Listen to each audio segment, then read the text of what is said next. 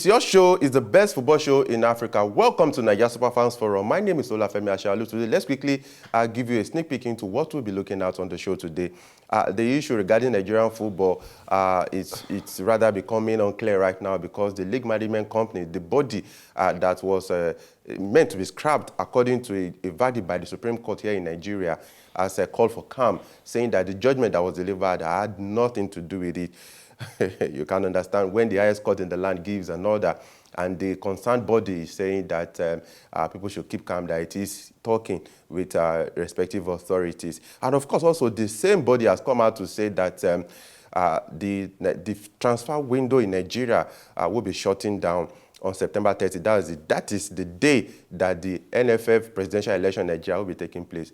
But guess what? The same body does not know when the 2022-2023 Nigeria Professional Football League season will be kicking off. Yeah, you heard that right. And of course, as usual, we'll be crossing over to Ghana, where one man is doing wonders right now. He is on the lips of everyone. I'm talking about Mohammed Kudus, the highest forward, is doing brilliantly well.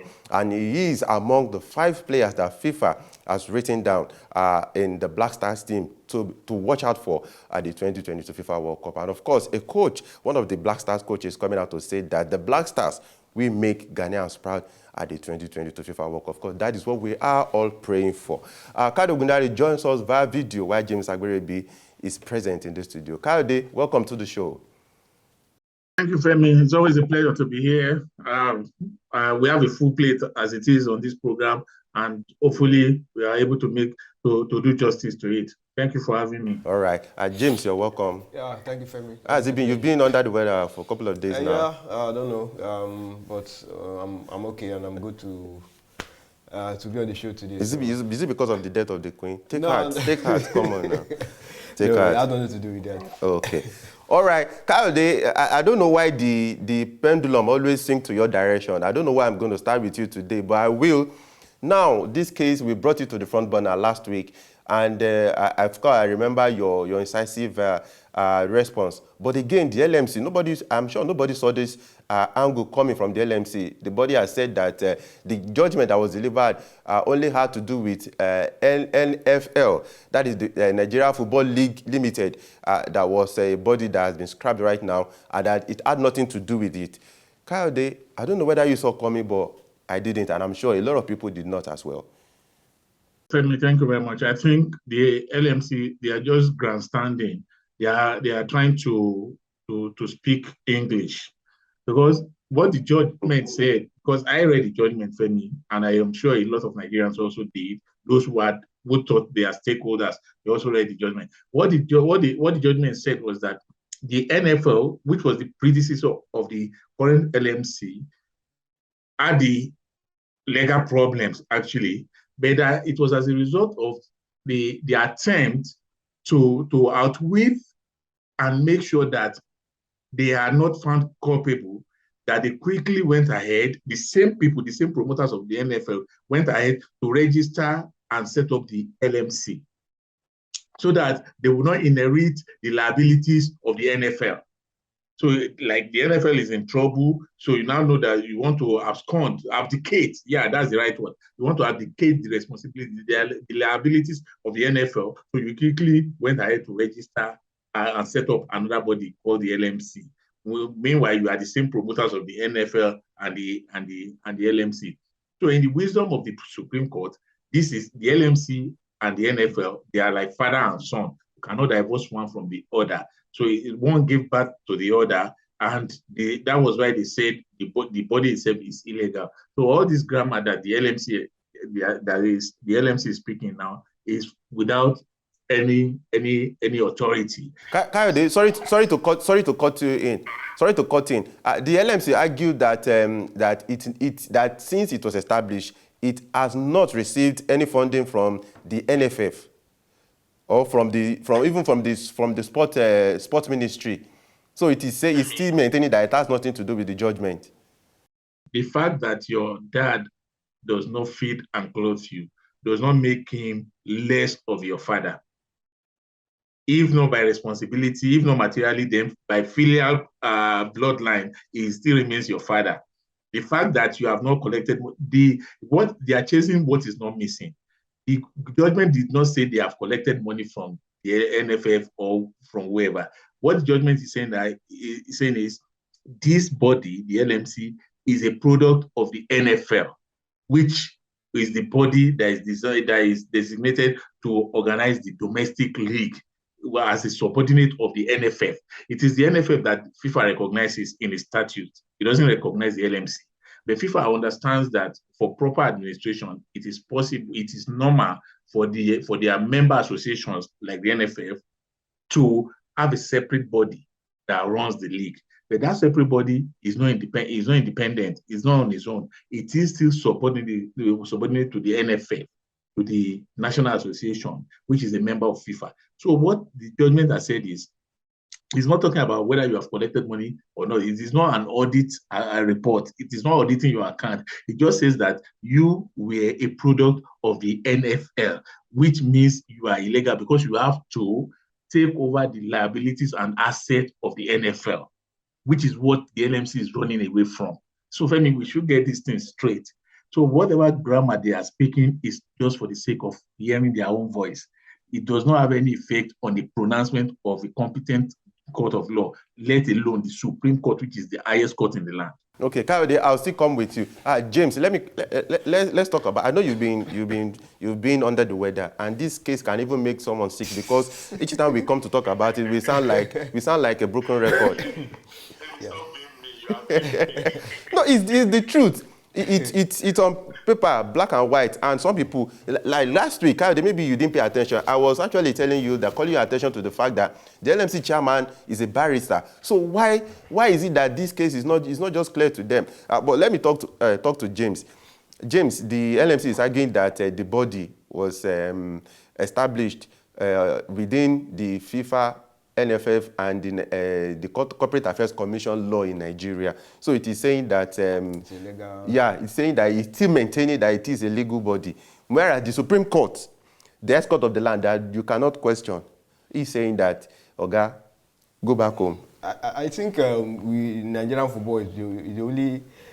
We are really going to suffer for this. I mean, it's going to take us back again because we are not through with. We all see what's been happening with the upcoming election, the players' union, going back and forth, court cases. Now, this is another episode that we're going to deal with. You know, so it just goes to show you the kind of the way we run our things here. I've always said it. We just don't know how to do things the right way. The highest body in the land came out to make a submission that this can't continue. Then this same body, this LMC, they are now coming out to counter that. So even bringing out, laws and so I mean, to the Supreme Court, bring more confusion to the whole issue. Like we don't even know where it's going to because it's still going to cause a lot of distraction, problems, and Kayode has said it all. So there's nothing new that I want to say. My own is just the effect, the after effect that we're going to have on our football. We don't have another. What happens to the players?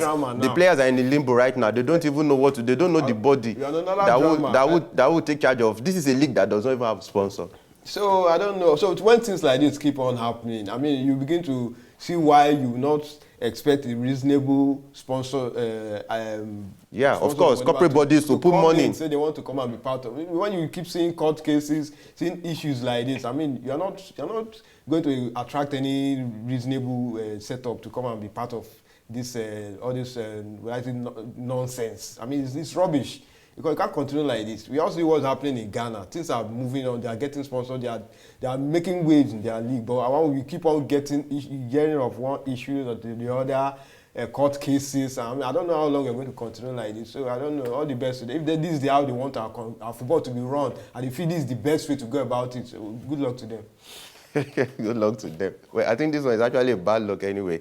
Kayode, let's still stay with the LMC. I hope you two won't fall under the weather like James because, like I said, this matter can really take the best out of an individual. But let's talk about it. They said the transfer window in Nigeria will be shutting down on September 30. That is the day the NFF presidential election will be taking place in Benin City. But I think we are leaving the what should be the last. We are attending to it first. We do not even know when the 2022-2023 Premier League season and Nigerian Professional Football League season, will kick off right here, where in most African countries, the season is already underway. In Ghana, Ghana started theirs last week. We do not even know where we are, Kayode. No sponsor, no money. I don't even know how the clubs will run. There are no new problems in Nigerian football. All the problems you see now, they are carryovers. They are carryover problems. I'm not kidding you. The truth is, I'm not sure any league winner has collected a time since 2016. Same for the FA Cup.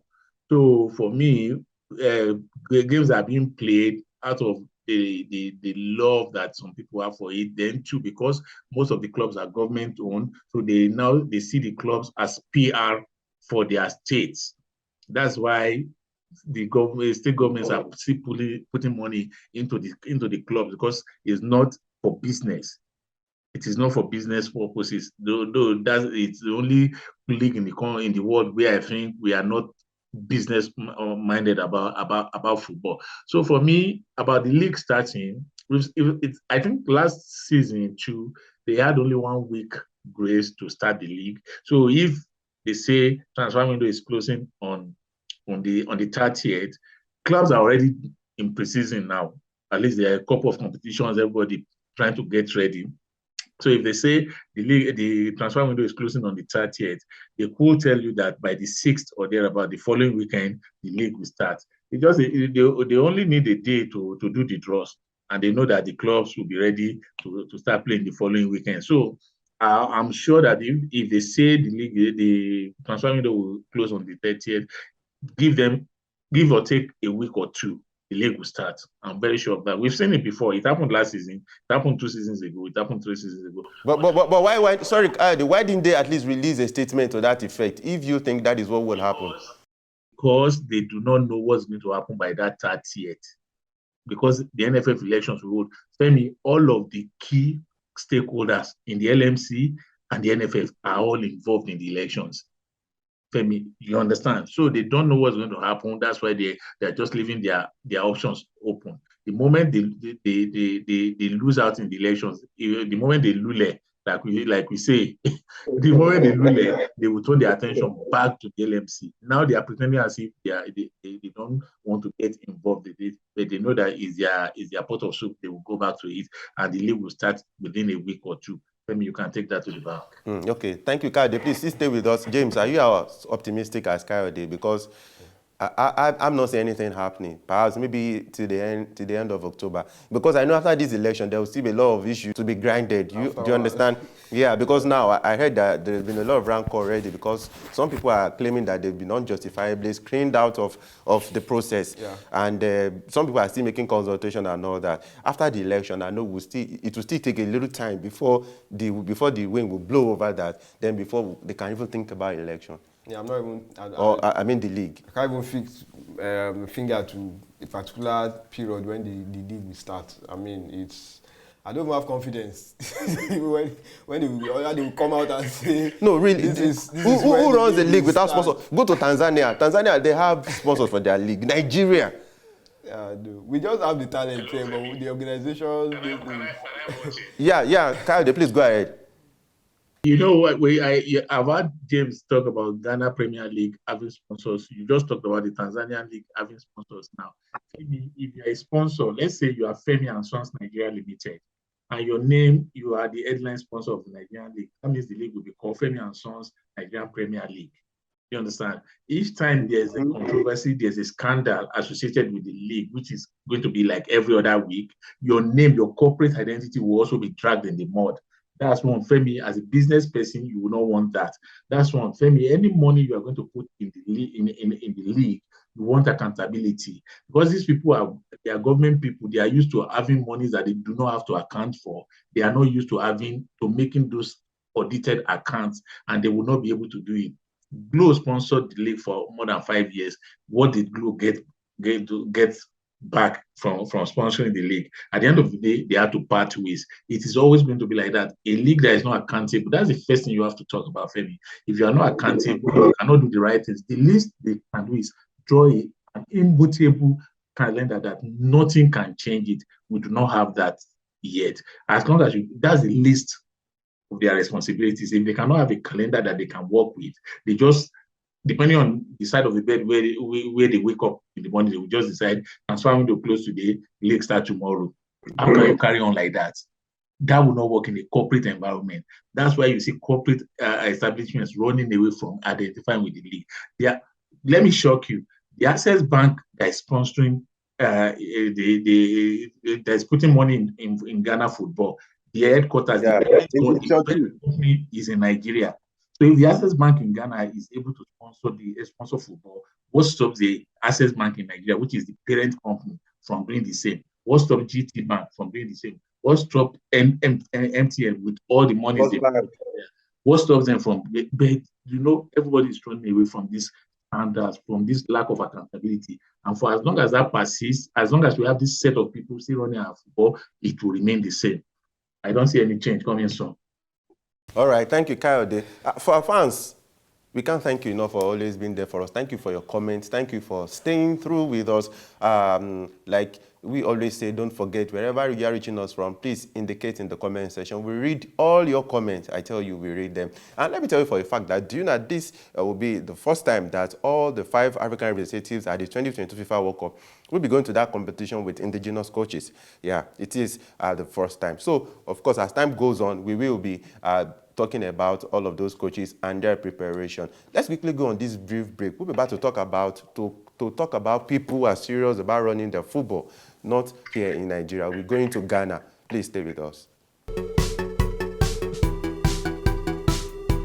All right, welcome back. It's still Nigeria Super Fans Forum. Of course, in the first part of the show, we were looking at the issue of Nigerian football. It's really nothing to laugh about, but what can you do? You won't kill yourself. All right, let's go to Ghana now, where the assistant coach, George Boateng, is assuring that the Black Stars will make Ghanaians proud at the 2022 FIFA World Cup. And of course, you know all that has been going on because we've been giving you the details right here on the show. And one man, of course, we're looking at one man, Mohammed Kudus. He's been doing wonders right there with Aya. 7 goals now, 7 goals. And this is a man who wanted to leave the club at the beginning of the season because he wasn't getting sufficient playing time. He was close to joining Everton. But in the Champions League, we saw that wonderful goal he scored against Liverpool. And even Jurgen Klopp said it was a wonderful goal.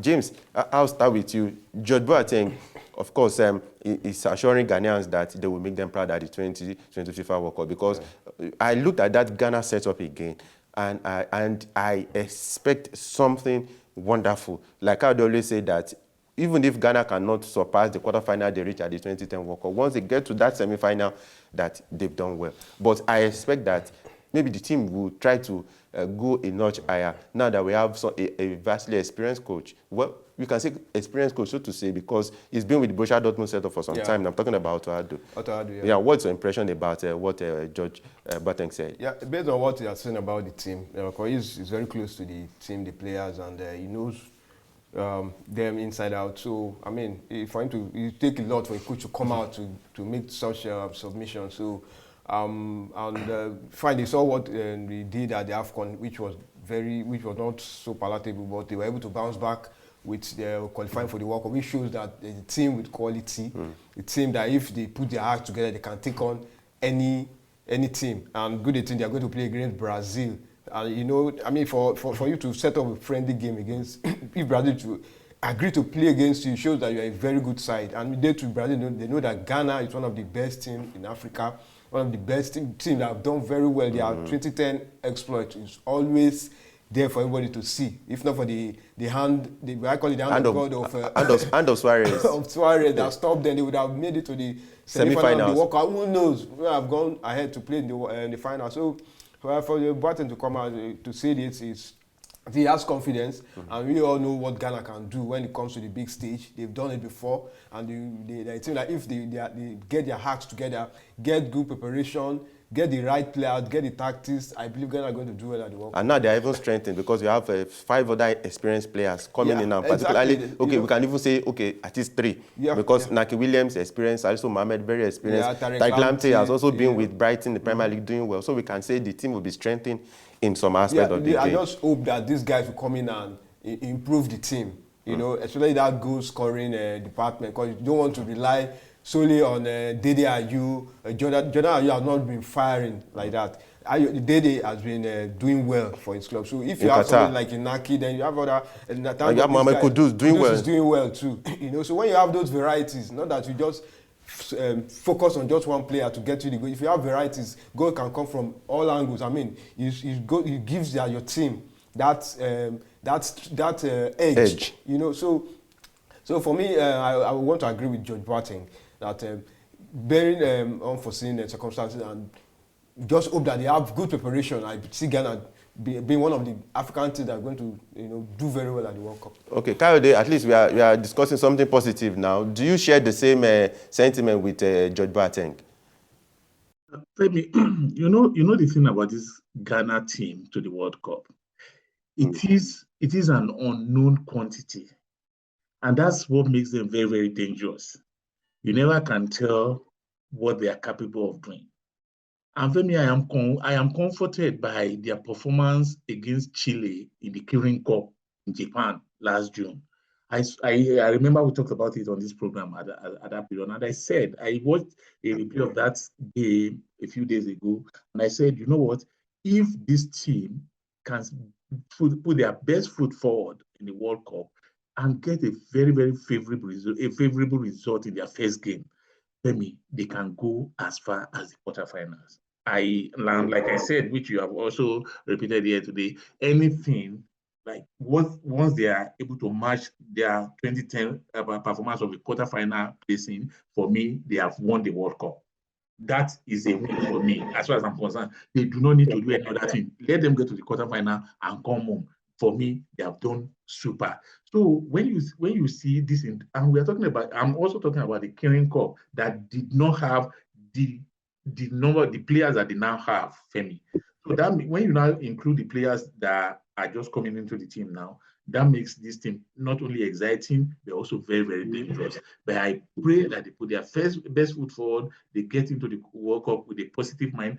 There are no distractions, nothing. If they are able to do this, Femi, I don't want to. Let me say, I pity the teams that will play Ghana. Yeah.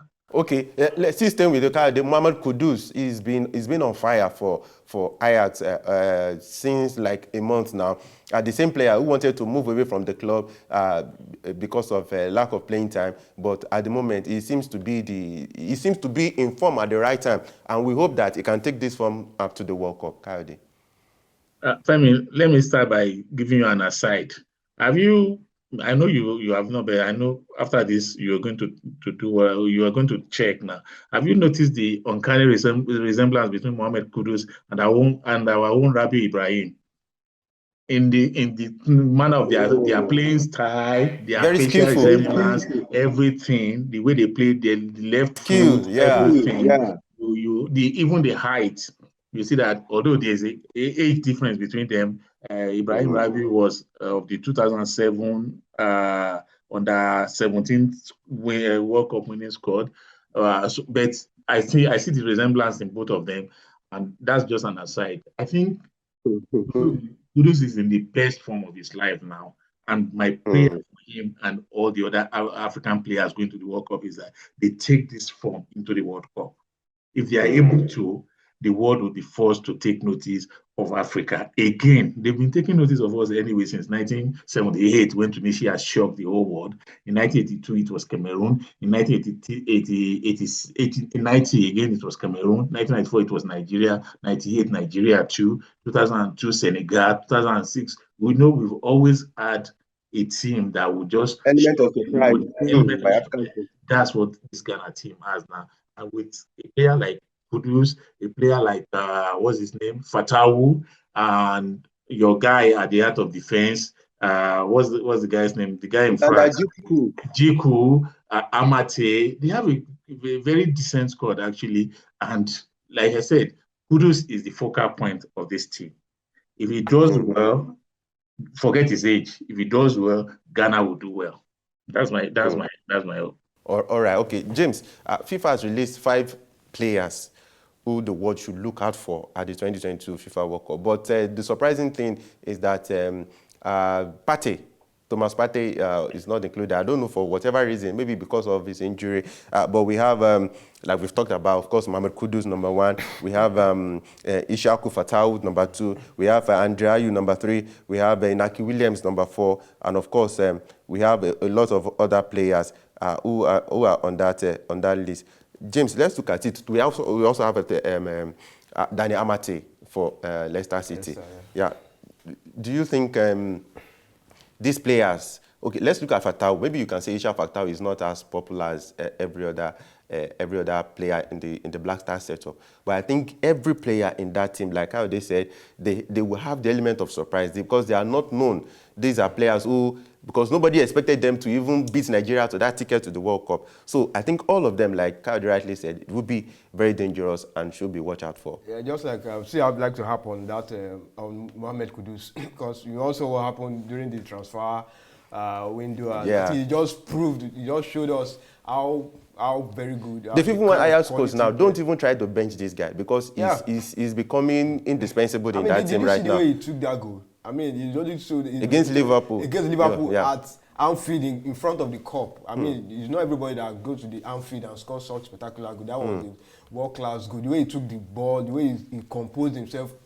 He wasn't even looking at the goal. Yeah, he knew where the goalpost was. He just slammed it. It was so unfortunate that they didn't get something out of the game. But Kudus was standard. I wasn't surprised when he was listed among those who should be looked. And he won the man of the match, in the first game against Rangers, the 4-0. Because he got 2 goals. It's nice. I'm even happy that he has bounced back from the transfer issue. I mean, it goes to show that he has put that aside. That's not a distraction for him. It just shows that he has the quality. And I believe that if he goes on to do well, he's going to shock the world. He's going to do well for Ghana at the World Cup. Dede Ayew, I'm not surprised. Dede Ayew has come a long way. Remember, he led Ghana to the 2009 under 20 World Cup. He captained that team. They played against Brazil, 1 man down, and he led from the front. Yeah. He has been like a ball leader, like his father, Abedi Pele. So Inaki Williams, we know his history already. When it comes to Atletico, he's the most consistent player in the league. So I mean, it goes to show that this is somebody that they're looking up to. I'm not surprised.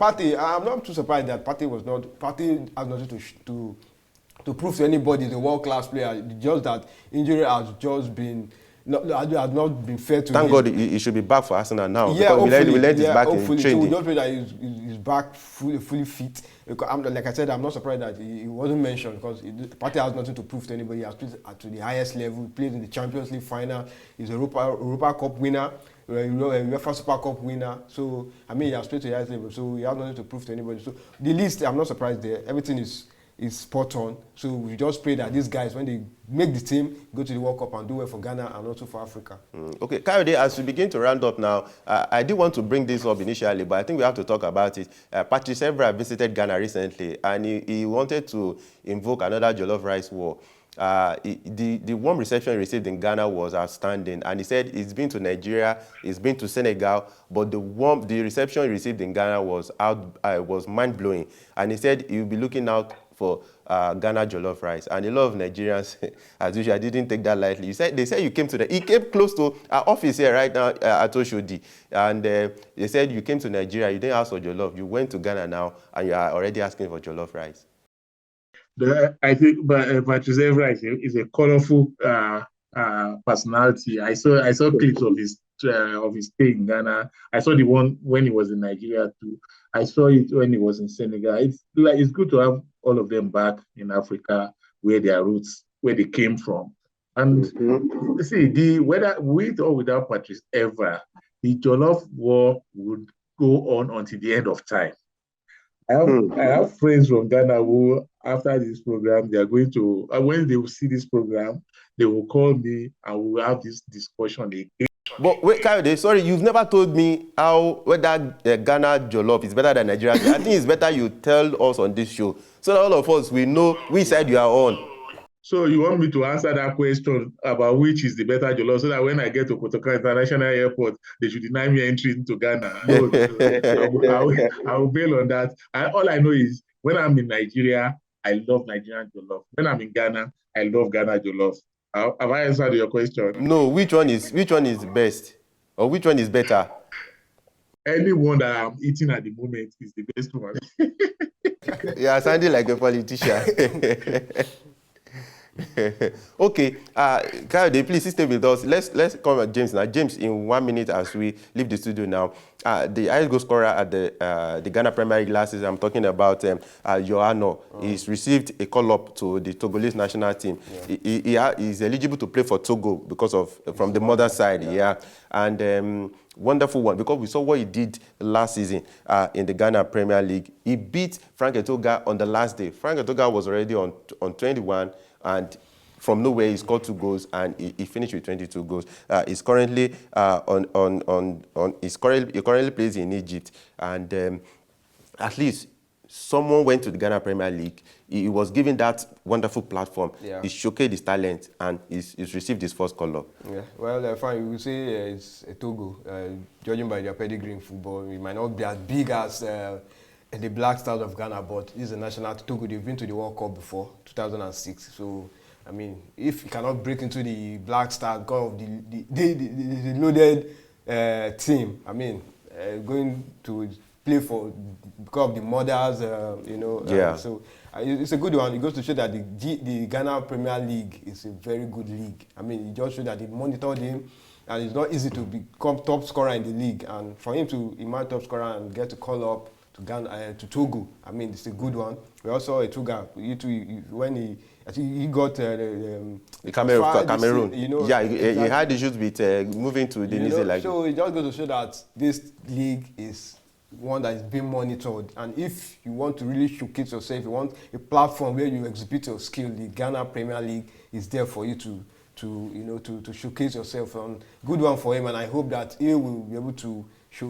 help Togo, just like what Adebayo did for Togo. Maybe he's going to be the next guy now that's going to show something good for them. So aside from the World Cup they qualify for, maybe they will go further and qualify for the AFCON, going further to maybe semi-final, and who knows.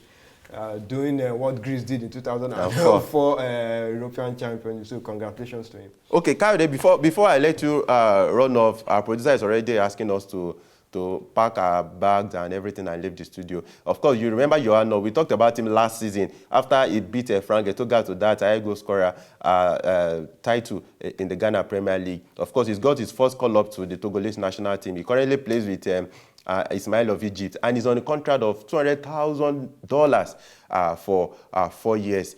But the bottom line is he's got a call-up to the national team because they saw what he did in the Ghana Premier League. What we've always talked about is give these guys a wonderful platform, and they will showcase themselves. Now he's done it.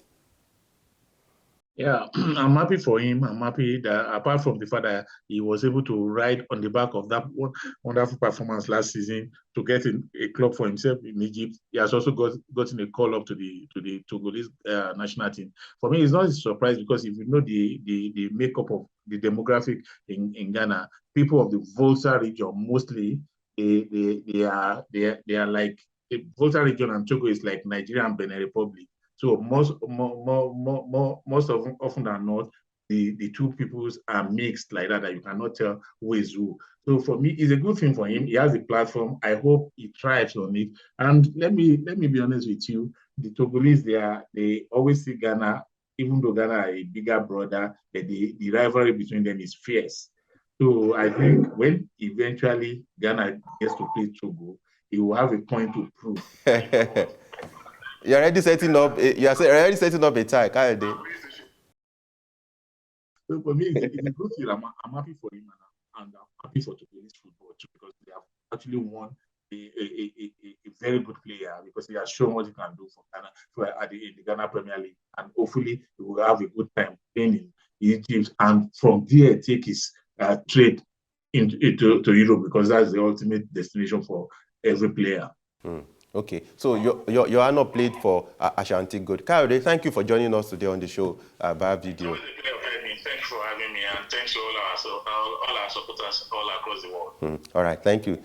James, thank you for coming through on the show today. Thank you, Femi. Always a pleasure. This code or cough, I don't know what to call it. No worry, I'll be fine. All right, and to you, Thank you for always being there for us. I forgot to mention that you are not played for Ashanti Gold in the Ghana Premier League. And thank God that Thomas Partey is back in training now. So we are looking forward to at least having him in against Brazil. So like we've always been saying, it seems that or it is likely that Otuado will want to use that friendly against against the Samba boys, I meant to say, to arrange his team, maybe to have a feel of what his first team will look like. So it will be interesting to see the likes of Thomas Partey and Inaki Williams, and of course Mohammed Kudus. So we'll be looking at a whole lot of these stars when that friendly comes around. Thank you for always being there for us. Remember, subscribe to our YouTube channel. Click on that bell button so that our videos can drop as soon as they are uploaded, rather than having to wait for them. And to all of you from Japan, from Australia, from England, UK, from Ghana here, always sticking with us. We say thank you very much until we come your way again with another wonderful, juicy episode. We say have fun. Bye for now. My name remains Oluwafemi Ashaolu.